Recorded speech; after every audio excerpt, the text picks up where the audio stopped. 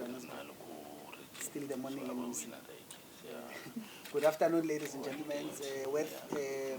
Let's welcome all of you, and thank you for honoring the invitation for this press briefing. My name is Chris Vondo. I'm the spokesperson of the Executive Mayor. With me here is the spokesperson of the City of Johannesburg, that is Mpingwane. Lucky Sindane, who is the spokesperson of the Joburg Property Company. So the colleagues have delegated me because the Executive Mayor will be giving the update in respect of the invitation that we have sent. On the panel here is MMC for Economic Development, who presides over the Joburg Property Company and the Joburg Market. These are two entities that are under her stewardship. MMC Nomoya Nomoya Tefni Mnisi. She's a beautiful MMC, very young, the youngest in the mayoral committee. On the other side, there's a gentleman who's wearing a suit. In fact, I was saying, Mr. Mayor, the COO is looking like a COO now. He has stopped wearing those things that we know. He used to be at the EMS as the head of EMS, wearing the uniform there. So Tsepo Makola is the chief operating officer of the city. He's the second in charge in the administration. And then we have Musa, who is the executive of the Joburg Property Company. I think Musa is standing for the MD, Miss Ellen Botes, who was supposed to be here, but because of other pressing issues, she's been assigned to engage on other activities that are pressing. The Executive Mayor has convened this press briefing to give an update to the residents of the City of Joburg in relation to where things are around the office accommodation in the City of Joburg. But as you know that the Executive Mayor has committed as part of the priority of engaging the public and the residents to keep them informed about the developments that are unfolding in the city. So one of the key issues is around the issue of the office accommodation, which has been in the public discourse. And the Executive Mayor decided that we need to convene this press conference or media briefing to keep the residents abreast of the developments around the office accommodation in Johannesburg, but also because of the challenge that the city is facing in respect of the water.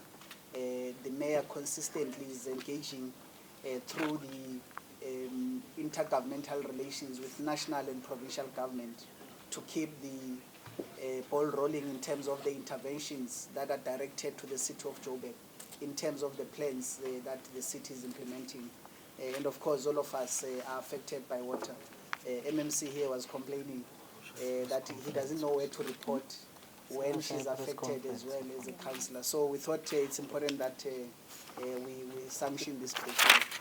With that brief, members of the media, you are welcome. Alex from News 24, we're waiting for you. So we delayed because you're not here. So please do the honors and report properly. Okay. Can I just say that I was here on time? Okay. And you can ask my colleagues behind me. It took 15 minutes for them to scan. Okay. So Okay. I really do apologize. We'll improve next time around the accessibility. Thank you, Joburg Ken, for arriving. I saw when I came, you were here on time, and other colleagues. I'm just singling out these two because I want them to report accurately, colleagues. We've a battle between us and the two colleagues, but it's a discussion for another day. And I'm sure you know what I'm talking about, Alex. By the way, the mayor said we are not banned in these meetings. So the mayor loves you so much. Why was I chased out? You're not chased out. I was told Yeah. to leave. Who? Me. Who said we must leave? I'll speak to you later. The mayor loves you. You are one person that the mayor loves. The mayor loves you. Okay. Thank you very much. I will now, ladies and gentlemen, allow the Executive Mayor to brief the members of the media. Thank you very much, Mr. Mayor. Thank you, Chris Vondo, ladies and gentlemen. You are all welcome. We'll discuss the last comments so that you don't write about the love stories. Ladies and gentlemen, good afternoon, members of the media and residents of Johannesburg. It is important, first and foremost, to indicate that we constantly keep residents of Johannesburg informed of the work that we do as government to ensure that there's transparency as we continue to brief you on the work that we do constantly as government. And since taking office, our administration has not shied away from addressing pressing challenges facing the city.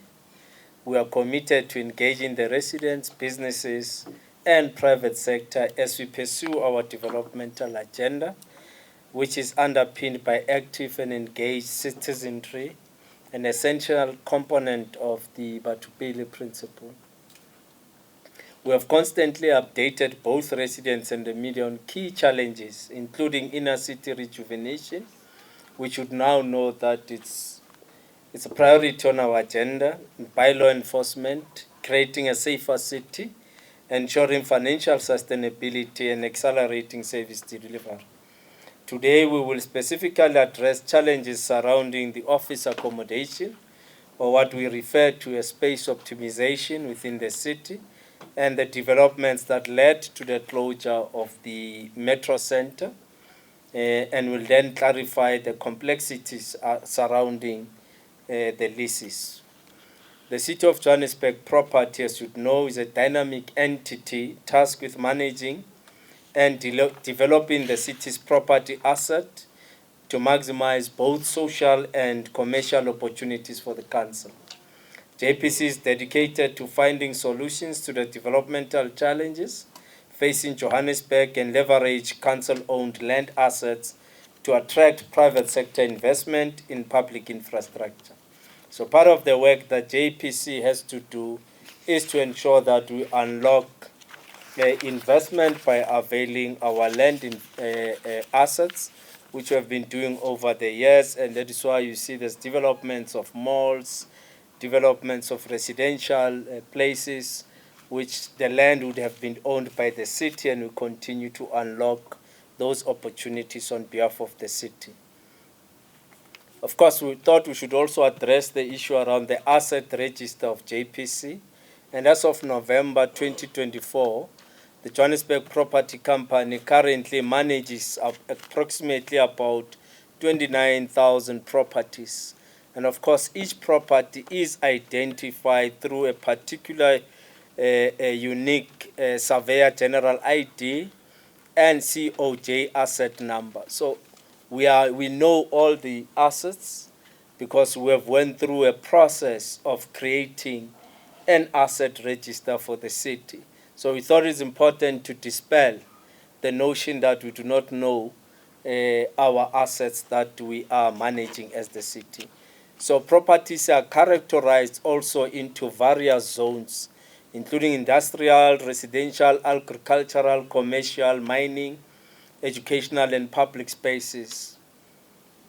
Approximately 74% of these properties have also been allocated to COJ entities and core departments for their service delivery mandate, whilst 82%, which accounts for about 7,575 properties managed by JPC, serve community needs such as crèches, churches, and private parking and other entities. And state of the Metro Center, we thought we should spend time in explaining the matter around or surrounding why we left our head office, which is the Metro Center. The Metro Center is located in Braamfontein, and as you know, it became inhabitable and violates multiple regulations and acts. Therefore, we had to make a swift action, or rather a swift action was necessary to prevent exposing COJ employees and the public to further danger. Currently, the Metro Center cannot be issued one with an electrical certificate of compliance due to non-compliance with the requirements of the electrical contracting boards. This building it's approximately 50 years old, and houses around 3,000 city employees and provides essential services to the public daily. Structures of this nature require major refurbishment, of course, every 10 to 15 years to maintain optimal performance. A building is deemed habitable only when it has fixed structures, walls, and a roof. A report tabled in 2014 noted significant challenges following a conditional assessment, yet building maintenance was not conducted as prescribed, leading to severe leaks and other infrastructural issues. Several professional reports, such as those from the independent engineers, emergency services or emergency management services, the Department of Employment and Labor, highlight the outdated electrical, plumbing, and other issues in relation to infrastructure, which therefore necessitated that the city takes an improper decision to move everyone out of the building and enter into a process of a triple P. So we then took a decision that on the basis of non-compliance and occupational health and safety of the city, we then resolved to move all our staff out of the building. What it then means, it means council decision on Metro Center closure. Then council took a decision to ensure the safety and compliance of the Metro Center. The council made a decision to close the building and initiate refurbishment through a public-private partnership, working closely with National Treasury. And following a council resolution in September last year, all wings of the Metro Center were eventually closed. COJ or JPC team is currently concluding the supply chain processes as required by the FMMA following the request for proposal. In collaboration with National Treasury, we're in the process of appointing a transactional advisor to aid us in the redevelopment of the Metro Center precinct. This initiative aims to transition the city away from renting offices in the private sector, allowing us to utilize our refurbished offices that are fit for purpose. We thought we will not come into this press conference and not touch on the current challenges in relation to the water problems we are faced with in Johannesburg. So the City of Johannesburg water supply reserves remain around 40%, which remains a concern. Would have loved them to be sitting at about 60%, which is not ideal for a water supply system of this magnitude. Therefore, there's a drive to increase the reserves above 60%, as this will buffer the impact of sudden water supply interruptions. During the month of November 2024, we have noticed a 6% decrease in total consumption, and this is because of aggressive continuous interventions that we continue to implement. And some of the critical interventions that we've been doing are where we have consistently done scheduled water supply restriction by throttling the reservoir outlets between 8 in the evening to 4 o'clock in the morning. Increase response time to repair the burst pipes from 48 hours to 24 hours. And we have also increased our staff complement for weekends so that we are able to respond to challenges even on weekends. Removal of illegal water connections in informal settlements, inner city bed buildings, and prepaid meter areas where meters have been bypassed. Water supply restrictions in deemed consumption areas and in the informal settlements. We need to understand that the work that we're doing in deemed consumption areas, because that's where we're experiencing a lot of water losses, so we've been doing a lot of work to try and manage the usage of water. Deemed areas, for example, it's Soweto, it's Orange Farm, and most of the townships are currently on deemed consumption, which is basically a flat rate. Intensify the use of first-line response teams to isolate leaking water while waiting for repair teams to come. Overall, the water supply system remains stable and supplying normally, but there remain systems that are constrained due to high demand because of the heat wave. And I think all of us are aware we've been experiencing a heat wave, and as a result, the consumption and demand for water has increased. The commando meter system remains the most affected, especially the Hastile 2 supply zone that experience intermittent to no water supply. We continue to close the outlet of Brixton and Hastile reservoirs in the evening to build capacity for the next day. But it is also important to note that in April 2025, we will be delivering a new reservoir which has a bigger capacity of just over 26 kilo megas of water, so of storage. So we think it will also help us to mitigate the challenges around the areas of Auckland Park, Brixton, and so on. We remain challenged with the Midrand water supply system, especially the Grand Central Reservoir, which are impacted by the constrained reservoirs, thus affecting pumping to high-lying areas of the Grand Central. The system is monitored closely and configurations are implemented regularly to balance the system. We must indicate that in Midrand we really faced with challenges, and we're doing everything we can to ensure that we can maintain constant supply of water to our customers. In the past 2 days, we have also noticed South Hills in the South Tower systems running empty due to high demand that constrained the bulk supply reservoirs, thus affecting the pumping at the tower. So the total bulk supply system has since recovered slightly, thus seeing improvement in the capacity levels of their reservoirs. We've thus started pumping water into the tower and normal supply has resumed. Permanent interventions to upgrade sub-hills tower systems are in progress. This intervention will mitigate the current total reliance of this system to the capacity of the bulk supplier. One of the plans is to construct a pump that will buffer the supply with bulk supplier systems as it gets constrained.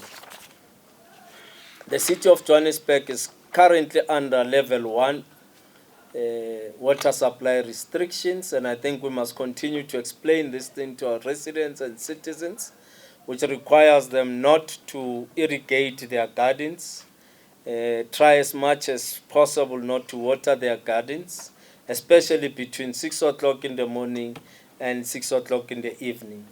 Compulsory spray nozzles for hose pipes, they should not be using.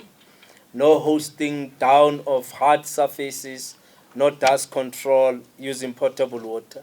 So do everything you can to avoid using municipal water for services that are not for drinking or for cooking.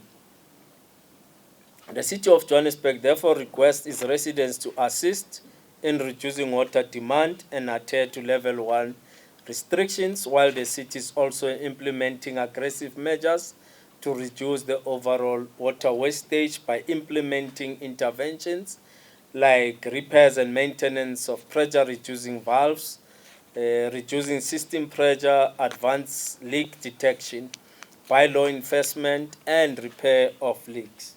It is also important to add that we are attending to the current challenges in Ward 13 in Soweto Protea, where what we have discovered is that the pressure valve, it's called the butterfly valve, has since been on closed mode and it has not responded, and as such water could not go through.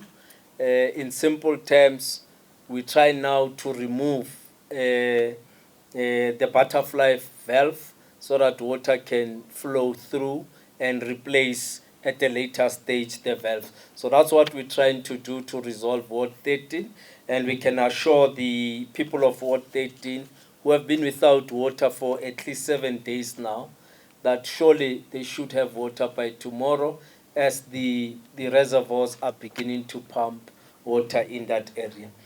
On conclusion, we have received a judgment against the city manager, and we have now took a view that we will study the judgment, and our legal team will be briefing us in detail, and will then be able to give a way forward as to how are we responding to the judgment. For now, there's no particular response except to receive the judgment, and on the basis of legal guidance from our legal team, we'll then be able to give a pronouncement moving forward.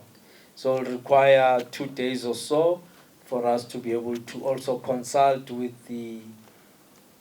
senior counsel that was appointed by the city on this matter, and then we'll then make a proper announcement. Mr. Vondo, thank you. Thank you very much, Mr. Mayor, for the comprehensive brief. May I now invite questions from the members of the fourth estate. I think the conclusion of the mayor is closed on that issue of the city manager. No, I'm not preempting you to ask questions around that. I think the mayor is clear that there's consultation taking place. The city has received the council, the court judgment, and the mayor has noted the high court judgment.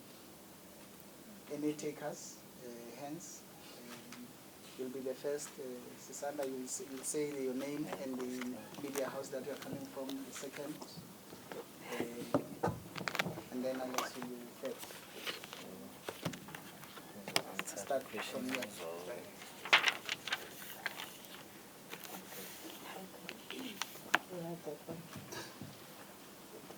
Good afternoon.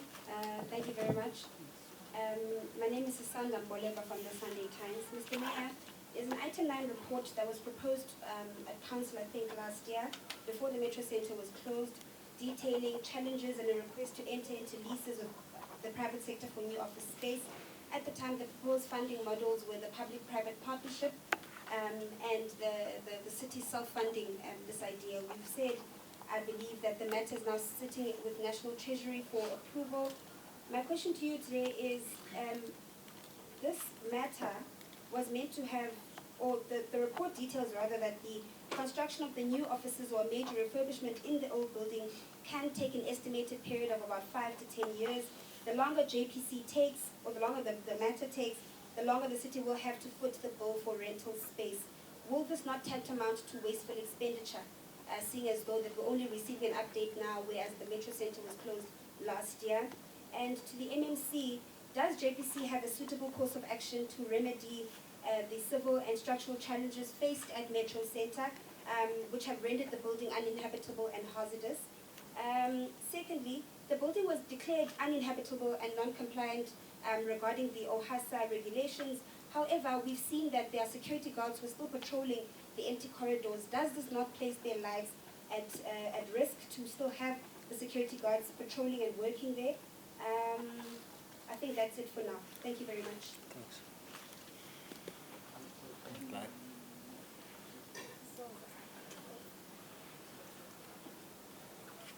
Thank you, Mayor, MMC, CEO, COO, Julia Fish-Jogocan. In terms of the current office leases by the city, how long are the terms and durations of those leases? Have they been signed on a month-to-month, annual, or multi-year basis? Specifically in terms of private leases such as the SAFI building and so forth, are those signed for the next 5 years, which is deemed to be the period of this project? What is happening with the securing of office space for the Development Planning Department, which is severely impacted by the Metro Centre move? They currently only have access to the building for 2 hours a day for the millions of files that are still in the building. So what's being done to secure them office space? I believe that is a competency of JPC. And what is being done with their files, and what is the digitization process for that? In terms of security, my colleague at the Sunday Times mentioned it, but there have been breaches of the building and vandalism of the building. So what is being done to further secure that building to prevent further damage? That entire centre is incredibly under risk. I know most of you still access the council chambers for meetings, but if you attend that space outside of council meetings, there is a lot of squatting, drug use, multiple other things happening just on the lawns of your own building. So what's being done to further that? And you mentioned a structural engineer assessment of the building, independent structural engineer assessment. When was that done? How old is that? And would you be willing to a further one at the current state since it's been vacated? And then just lastly on the water issue, seeing as you mentioned it today, you specifically mentioned the issues at the Commando pumping system that is fed by Iconhof. Any outages within the Iconhof pumping system severely impacts Commando. However, Joburg Water has identified the 13th to the 16th of December as a low period, and they will be doing maintenance on the system, which is highly likely to lead to a 1 to 2 week outage within that area. It's caused major problems and distress for residents in that area. Can you please just further address that and perhaps intervene on behalf of families who are now looking to have no water over the Christmas period in the Commando system? Alex. Alex Patrick from News 24, thank you so much. I wanted to know, please, could you just take us into your confidence on the Helen Reuters contract? Is it being, has it been renewed or has it not? We're just a bit confused about that. How much is the city paying for buildings, building leases that it does not own? How much? And for the buildings that you don't own. So where yeah. And if you could please tell us, do you know if Rand Water is actually pumping to full capacity? They say they are, but the water levels would seem otherwise. Thank you so much. Thank you very much. I thought they would ask further in the 6 minutes. Okay, let's go. Okay, you can respond first. Thank you, Mr. Vondo, and good afternoon to the media houses and the viewers at home. Thank you, Sisanda, for the question. On the issue of the security personnel, which are still within that precinct of Metro Center,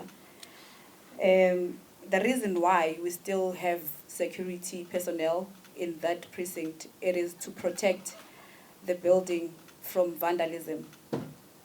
We are in a process as the City of Joburg, budget adjustment. Our intentions or our plans are that we need to wrap the building and convert it to some sort of or form of a cinema, outdoor cinema, where the public can be able to come and access the movies at night, etc. Now, the reason why we are taking that approach, it is for the building to remain protected, because once people realize that there are no traffic, there's no traffic that is happening within that precinct, then they will start gaining access and try to steal some of the things or belongings which are still inside that property. On the issue of the contract of Ms. Borders, it was extended by the board.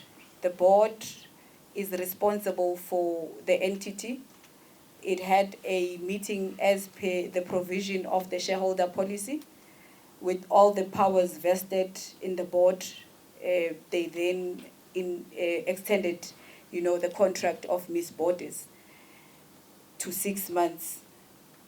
I think you will also have an appreciation that a person can act in a position up until 9 months. So it means if we decide, or rather the board decides that they extend the contract again with 3 months, they are still within the provisions or the regulation. Thank you.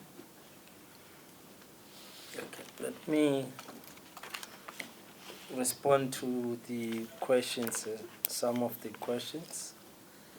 Let me start with the questions on the Rand Water. We have been warned by Rand Water that our apportionment of water supply in Johannesburg went beyond what they should be allocating to us, because our consumption per person per capita has been too high, and that's the problem. But in terms of what they allocate us, they've been allocating water to Johannesburg.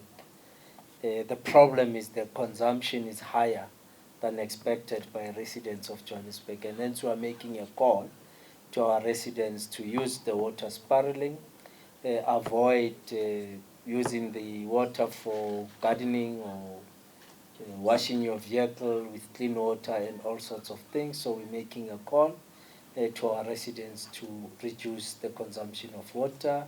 Don't just use water. Make sure the taps are closed. Make sure that if there's a leak, the leak is immediately attended to and closed. So those are the type of things that we think they will help us to reduce. But over and above, our water losses remains high, remains at about 40%, and we are trying to reduce losses, which is as a result of illegal connection, as a result of burst pipes, leaking pipes.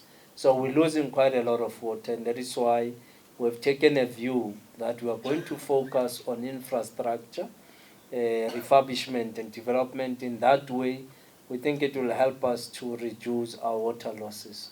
We're also looking at other models on how best we can supply and provide water in formal settlements so that we reduce the connecting illegally in the informal settlement. So we are looking at options on putting some stand pipes or stand taps around informal settlements that we can control and manage, and also manage the supply. You'd realize that in some of the areas, especially public entities, you'd find that the tap has been left not working there, and the water is just throughout the day and night. I mean, whether it's churches, it's schools. So I've then agreed that even if it's not the mandate of the municipality, we are going to send people into all the schools, especially in the townships, check whether the taps have been closed, they are not leaking, so that we find a way of reducing our water losses. Going to the informal settlement, going to the inner city, and everywhere else. And I think that program is going very well. It has its own challenges, but we are sending people. We have declared a project called Vikela Amanzi, protect the water resource. So that's what we are doing on the waterfront. Yes, of course, there's a challenge, and unfortunately we have to undergo through a process of maintenance. It will have some effect in terms of the residents in those areas, but we are committing to ensure that we'll find a way of ensuring that there's constant water supply as we work with Rand Water to correct the challenges that we normally experience in some of the pumps to ensure that we are not affected into the future. I think that was the question from Julia around those issues. We are moving all the plans, especially for development planning. They are moving. I think we have identified space here at Bram Park. So it's an issue of when are we starting the movement, because we have to appoint competent people who has the capacity to move drawings, plans properly so that they can be moved into this building. So that part has been finalized. It's an issue of movement. We were, of course, losing some of the plans because of water leak and all sorts of things. So we have to make sure that before Christmas happens, they have to be moved here. Vandalism at Metro Center, we've also agreed to increase capacity of our security. Because on the outside, you have to make sure that no one comes inside. And that is why we have to increase capacity. Over time, since insourcing, which was declared in 2017, the city declared insourcing, and we insourced all security guards, which that on its own was a weakness, because we were not alive to the fact that we are now going to lose armed response. We are now going to lose equipment, whether X-rays and all sorts of things, including how you manage the shift system. As security companies has a particular way of even managing their shift system. So we lost that capacity, and that is why in 2019, 2019, we had to bring an additional 700 million into that environment alone, which had to put the city's finances into a pressure. So we took a decision, and I think in the next month, we are finalizing the hybrid security contract, which will then allow us to bring security, private security companies throughout the facilities and properties of the city. Metro Center is an exception. We have already requested the MMC and JPC to deploy a private security company to help us manage this problem. And we must say that from time to time we do remove all those people who come there, sleep there, drink, smoke. We keep on removing them. The following day they come back. So we think with visible security they will be there. Except on cancelled days, they never come. I think they are aware that it's cancelled, they don't come. So, but then it speaks to how are we responding to homelessness in Johannesburg. And I think it's something that we must continue to find solutions on responding to homelessness in Johannesburg, because it is a big problem affecting Johannesburg. I think probably we are the highest in the country with high numbers of homeless people. So it's something that we need to constantly, and that is why we will be taking a decision to refurbish our shelter, which currently is not in a good state, and we hope next year we'll be able to refurbish. But we must also understand that the homeless people don't want to be in shelters. So it's something else that we have to find a better solution on how we deal with it. Now, it's not a wasteful expenditure for house to house. So what happens is that this building is declared to be unsafe structurally. Now a responsive government will then say, I've got 3,000 employees here. Should anything happen, their lives will be in danger. Let me go and look for alternative accommodation. And the only way to find this alternative accommodation is to approach the private sector that owns properties in and around Braamfontein and the inner city, acknowledging that the city itself does not have properties of this nature. We own properties like fire stations, which can be converted into offices, regional offices which are already filled to capacity. We've got all departments in all the regions and MOEs who are also located there. Therefore, it meant we had to go through our natural possible way is to ask the private sector to give us at least 2 buildings, which we think we can then be able to accommodate 3,000 of our staff, and of course other departments like the legislature, the speaker, and all that stuff. So that's what we're trying to do. It will definitely come at a cost in terms of rentals, but once we have concluded the building, which we think would want to work and reduce the time period to between 5 years and 7 years, so that to reduce the 2 years. Our prediction is that it might take up to 10 years, but we can do it in 7 years if we're serious about getting whoever will be doing the construction to move with time and with speed in doing the building. But we also want a building that will change the face of Braamfontein. We don't want just we want an office block with a commercial side so that young entrepreneurs can also find space, which is business space within a complex of the municipality.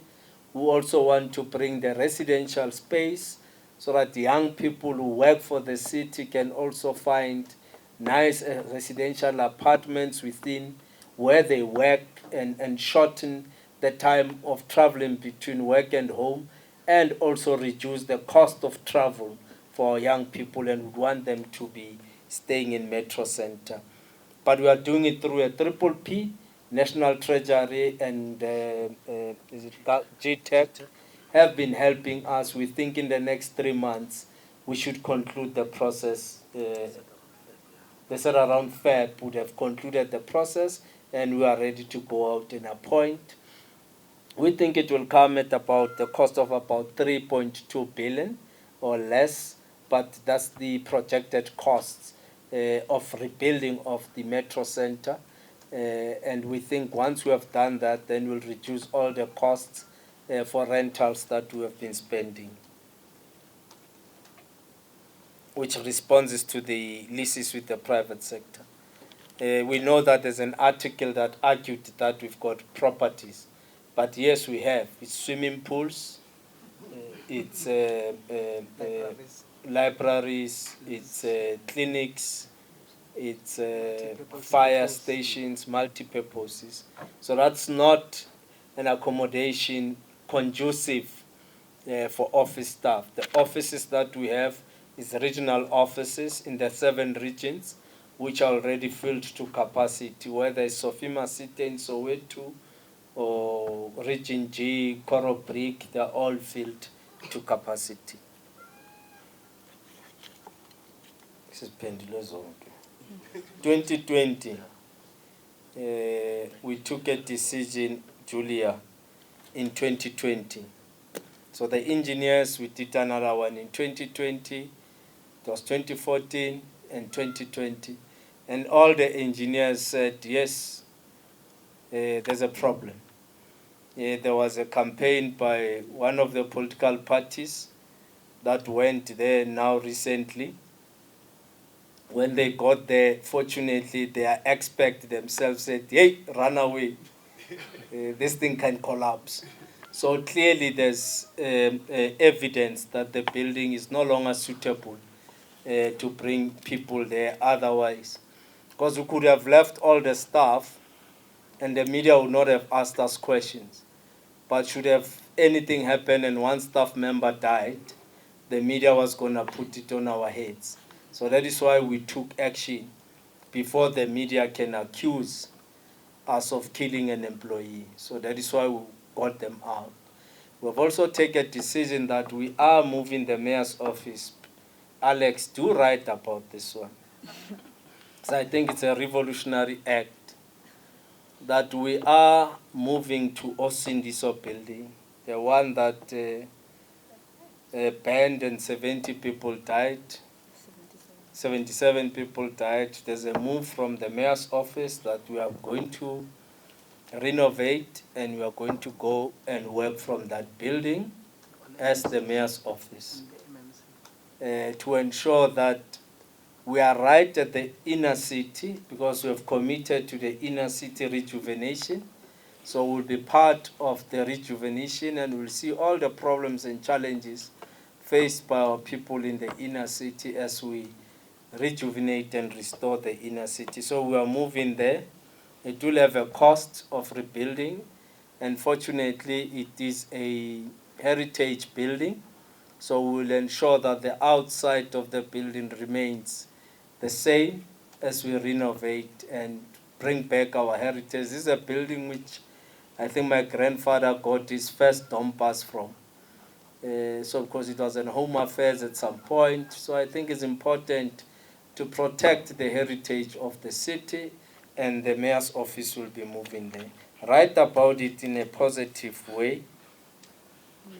Alex, I think I've responded to the questions asked. If there's any technical question, Tsepo and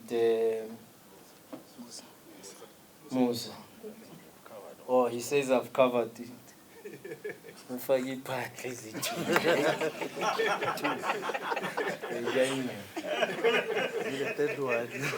Can we close it?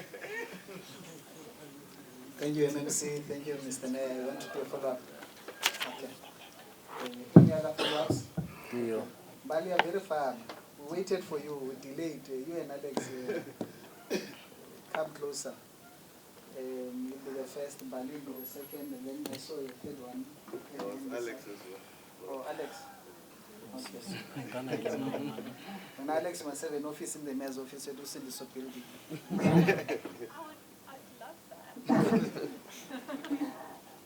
Good afternoon, Mayor. My name is Zolega Kotashi from EWN. I hear the explanation about the move from the building, but I just want clarity because there's an article from the Daily Maverick that says that the reason why there was a move is because an ANC-aligned property mogul, Lonwabo Sambula, had not paid for the space or was behind in relation to the payments in the space. Can you just clarify that, please? Okay. Nalendra Mthethwa for SABC News. Two questions. One directed to the Mayor and the other directed to MEC for Economic Development. Mayor, I'm sure you're aware of the unrest that has been sparked by a lack of water in parts of the City of Johannesburg. One of those is in Soweto in Prinsley Glen. Do you perhaps have a communication strategy to speak to community members about the water shortages and how best to alleviate the unrest that we are now seeing mushrooming in some parts of Johannesburg? To the MMC for Economic Development, the Metro Centre, as it has been established, is not in the best condition, and the structural integrity has been compromised. However, when last was the structure of the building refurbished at all, and when was it built? Thanks.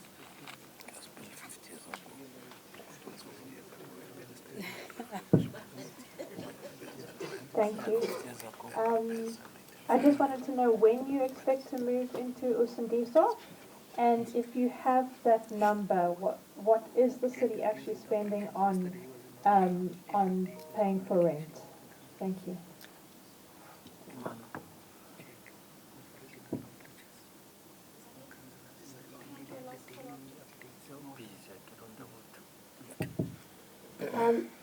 Thank you very much. Sisanda Mboleka from the Sunday Times again. Mayor, your report that was presented in council, there's a section there that details a space audit that was done, and 6 buildings I think were identified, ranging from Brown Park, which we're currently at, SAPI, 6th floor, JD House, Tuso House, 66 Georgeson Place, which the space that can be used, according to your audit, amounts to 7,940 square meters. You're speaking now about seeking rental accommodation from the private sector. What has happened to this audit? Have you assessed the space? Are there plans to use the space to minimize the costs of renting from private sector? Thank you very much.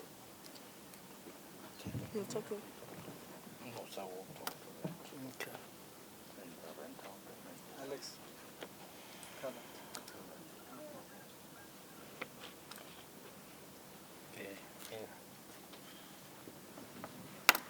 Thank you, Mbali, for the question. I think our records indicate that there has never been a major, refurbishment at Metro Centre. However, there have been attempts to fix there and there from time to time due to limited resources that we have had. I think at some point, even councillors were complaining to the speaker that there's dripping water from the roof.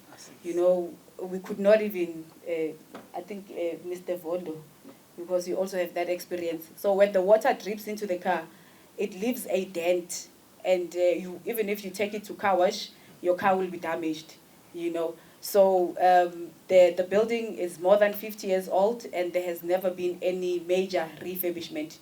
Thank you. Thanks, Mali. We had dealt with the issue of the water. Where's Mali? And we have Councillor Jack Squaila, who have been doing road shows, going to communities. I think today is in Orange Farm, talking to councillors and communities on the water issue. It is just unfortunate that we do communicate, and at times people choose not to listen to the communication. So we do. Councillor Magwaza in Ward 13 has been in communication with the communities. Joburg Water has also been sending messages to the communities about the challenge. The issue is, if you don't have water, no amount of communication will convince you otherwise. That is why we're focusing also on resolving the problem as soon as possible so that our people can have water. And we do apologize to the residents of Ward 13, and that we're doing everything in our power to ensure that we provide a necessary resolution to the water problem. I think those were the two major problems. Let me talk to Zolega's question. What happens in the city is that we go through a process as and when we require building space.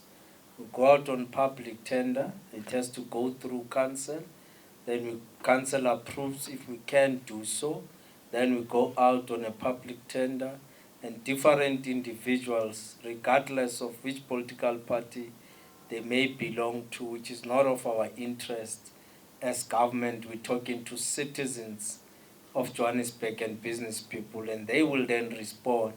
And on the basis of the strength of their response, then we are able to decide whether to award the tender to this company or to this other company, depending on the strength of their proposal. And I guess Mr. Lonwabo, as you say, was given on that strength. The current office in which the mayor is occupying, I suspect it's owned by Mr. Lonwabo, and there were issues in relation to the water bill. As you know, that we have also taken a decision to go out aggressively in terms of credit control management so that we can control our revenue. And the building was also flagged as that one that did not pay for water and electricity, and the building was cut. And the occupant of the building is the executive mayor. And between the property owner and the revenue department, they were able to resolve the problem, and water and electricity was later restored.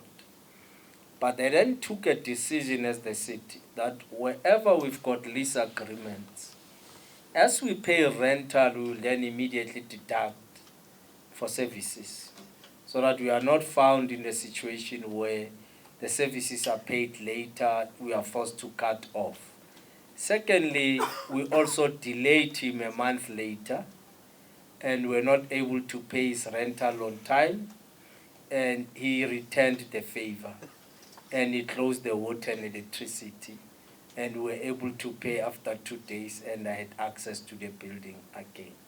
So it's something that requires us to be better in terms of our contract management and lease agreements and how we manage our leases. But as to who is in there, I don't think has influenced us in any way in terms of appointing those buildings, because some of them were also appointed when the ANC was not in government. And it's possible, I suspect, that I was not in government. I come from the ANC, and we're not in government when Sapi House was brought into the picture. So it doesn't matter whether Mr. Lonwabo happens to be a member of the ANC, and I guess as a citizen of South Africa, he has a right to belong to any political party, and he also has a right to economically participate in the economy of South Africa.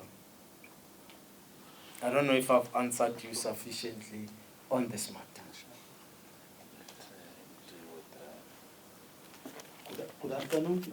I'll just address the issue of the report that we have sent on council that spoke to the audit of the 6 buildings that were identified. And I'll just tap on to what the executive mayor is referring to. So when the Metro Center, which I think a lot of you know in terms of its size, it's really a huge building. So the decanting of the people or of the staff from Metro Center, you are looking at over 70,000 square meters of office space that you have to decant. And as you highlighted in the report, the audit that we have done on the existing leases that we already were paying for, and if we are to be maximizing that space, we're talking about 7,700 square meters, which is about 10% of what is at Metro Center. So we did utilize that space. We moved the legislature to Bram Park, for instance. We moved the executive mayor to Sapi within the space, which means there's no additional cost that we're paying for the space that we utilize. However, we still run the process to secure additional space so that we can deal with the shortfall and not negatively affect the services, especially for the likes of development planning, which require a huge space to ensure that the entire plans of the City of Johannesburg are kept safely. So that is the process why we then started the open tender processes and secure that space to ensure that everyone in the city actually is allocated space accordingly.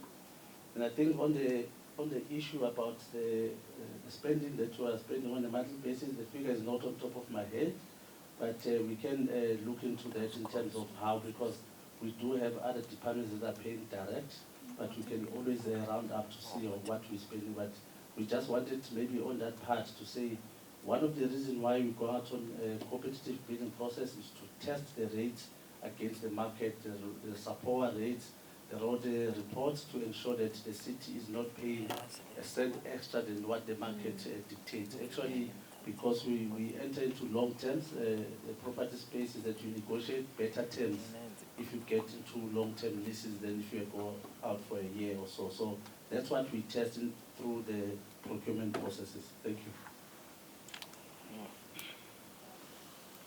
So CEO, we're closing the executive mayor's briefing without you saying anything. One.